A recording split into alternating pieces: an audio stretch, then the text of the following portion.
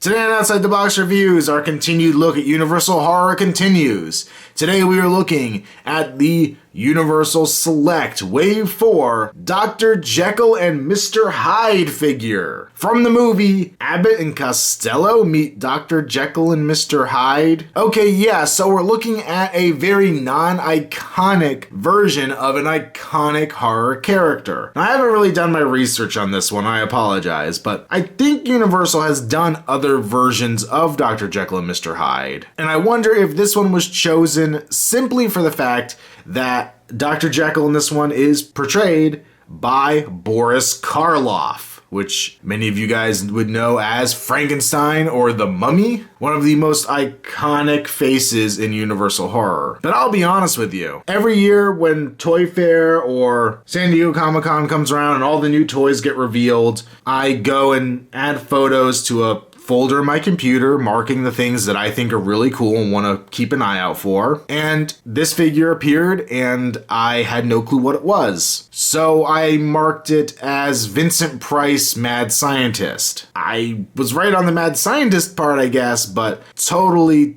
missed everything else on that. And as of this recording, I have yet to finish watching Abbott and Costello meet Dr. Jekyll and Mr. Hyde. I haven't really been able to get into the movie. It's fairly bland in my opinion, but the accessories that came with this figure sold it to me and told me I needed this figure. So let's start there and take a look at everything he comes with. This might go less with look at everything he comes with and more that he comes with everything. Holy cow, we get a very cool display base here. The cracked cement floor, we have a single peg up here, and of course the two rats inhabiting it. We have one down here on all fours, and one over here probably grabbing some Mr. Hyde formula off the floor, probably gonna become an infected rat himself, I'm sure, right? That would be how the modern horror movies would go. It'd be the twist ending at the end is, the rat is the monster now. But yeah, very cool display base. I love this, love it. And then we get Dr. Jekyll's lab table. Basic wooden looking table. They're very good with the wood grain at Universal Select. They've done a lot of it for these, but very nice. Mine stands a little uneven. You can see the legs are a bit wobbly. This came fully assembled, and you can pop the legs out, what do you know? But mine came fully assembled in the package. They all would. Unlike the Frankenstein table or anything like that, that would be something that you'd have to assemble yourself. So some warpage in the package kind of is expected. I almost wish it would have been disassembled just to make life a little easier, maybe. It wouldn't have warped. But we can see we have a peg hole up here, and we have a test tube stand that will plug right in here. Very simple looking. There's no real paint detail, just black plastic, but cool enough. And then we get our first of many test tubes. This has a little wood cork at the top. It looks like it's half filled with green goo. Very cool translucency here. And it has the little pipette going down, the little dripper. Very neat. It has a hole back here that pegs right into your test tube stand. Pops right in there. And once it's on there, the hole in there is a little less noticeable. It looks more like it belongs. So very cool. We also get a little jar full of green liquid as well. This is just an empty jar with green paint around the inside, but very neat. A cool neon green look to it. Just absolutely fantastic. I always put this underneath the dripper just because it's a very similar color liquid. And just imagine that it's dripping Mr. Hyde juice into here. Very awesome. Love it. We get our purple beaker. More purple goo going on. Very cool. Once again, I love all of these test tubes. I guess I'm just going to keep saying I love them. They are so neat looking. I love the painted effect where it's only partly full liquid. It looks just absolutely fantastic.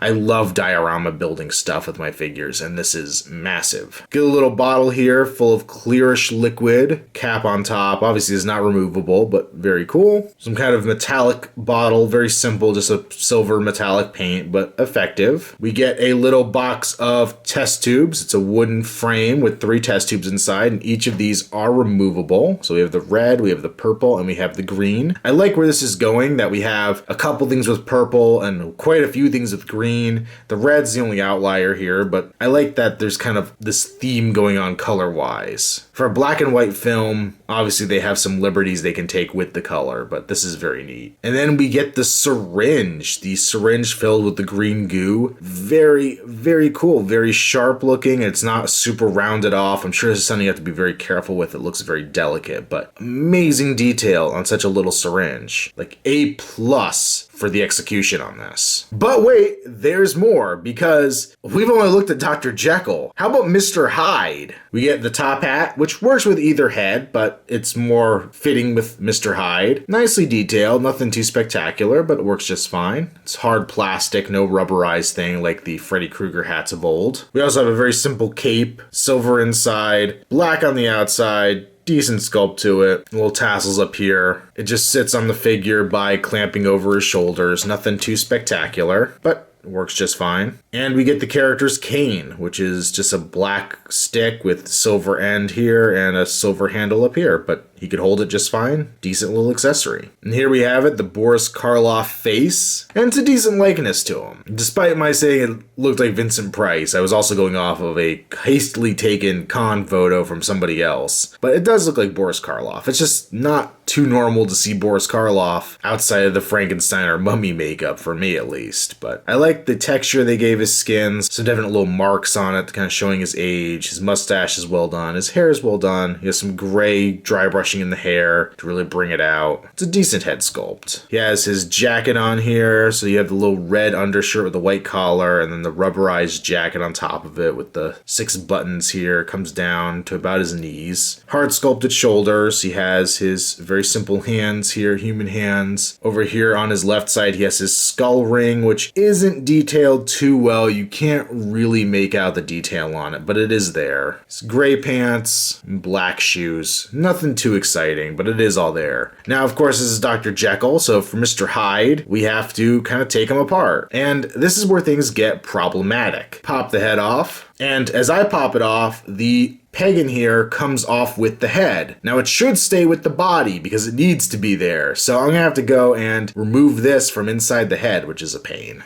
And thanks to the magic of editing, here we have Hyde with his head on in just a couple moments. But for me, this was probably a good 5-10 minutes of agony trying to get that ball joint out of the head, trying to get it into the body and the new head. It's just a pain in the butt. But that's not the worst of it. We pop off Dr. Jekyll's human hands, which is an ordeal in itself because of where this joint is up here. You feel like you're going to rip the two pieces apart, but there's no better way to get a hold of this back section with the peg. And then we go and look at the version that comes for Mr. Hyde. Notice anything different? We have a much fatter, much shorter peg in the Mr. Hyde hand, which means it's going to be just as much of a pain in the butt getting these Hyde hands on there. But there we go. Now we've got the Hyde hands in place. So the head sculpt on this is pretty cool. I like it. It was not Boris Karloff really who portrayed Mr. Hyde. It was a different actor 95.9% of the time, but this is a cool look. I like the sharp teeth sticking out the open mouth, the just furry wolfman kind of head. It looks really cool. The problem here, of course, is that he has the bare neck instead of any hair on there. It looks a little off-putting, but it works. The hands, they're basically the same hands we already had with hair on them. Very similar to the Quasimodo hands, actually. But well done. There's his black nails on there. I'm actually wondering if these are the same Quasimodo hands. No, they're not. On this side, we have more of a grasping hand. He still has the skull ring on there. Very cool looking. For articulation, we have a ball joint in the head. He actually does have a fair range of up and down, of course, side to side. So good range there. Pin socket shoulder, forward back out to the side, swivel at the bicep.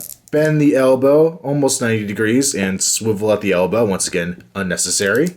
We could swivel at the wrist, but these bigger pegs on the Hyde hands make it a little harder.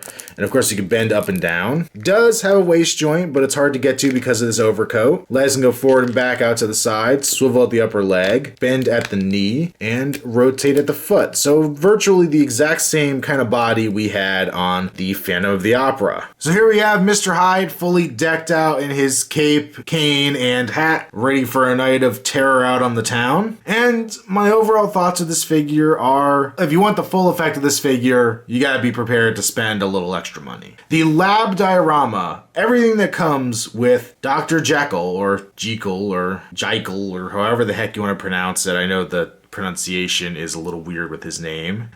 But everything that comes with his lab equipment is perfect. His table, his display base, all that stuff is super cool. I love it. The real reason I got this guy was for all that lab equipment. Remember me saying I wanted something for the Invisible Man to hold as a potion or something, test tubes? Well, now I've got it. And everything with this set really is themed for Dr. Jekyll. Mr. Hyde just doesn't come together as well. The hands go on there and now they're on, but I've noticed with Dr. Jekyll's hands going back onto the figure, now the hole that they peg into has been deformed a little bit by the Mr. Hyde hands, so now the Dr. Jekyll ones sit in there a little too loosely. And I'm also afraid if I continue to swap out the head, then I'm gonna do irreparable damage to something and it's gonna be broken. So what I really do recommend is to pick up both this version, the Deluxe, and leave it as your Dr. Jekyll and have a great Mad Scientist lab display. And then to go and pick up the Toys R Us exclusive version, which is purely Mr. Hyde with a rooftop display base. And it comes with, I believe, everything we have right here. The coat, the hat, the cane, and that display base. And just leave him as is. Have him as permanent Mr. Hyde.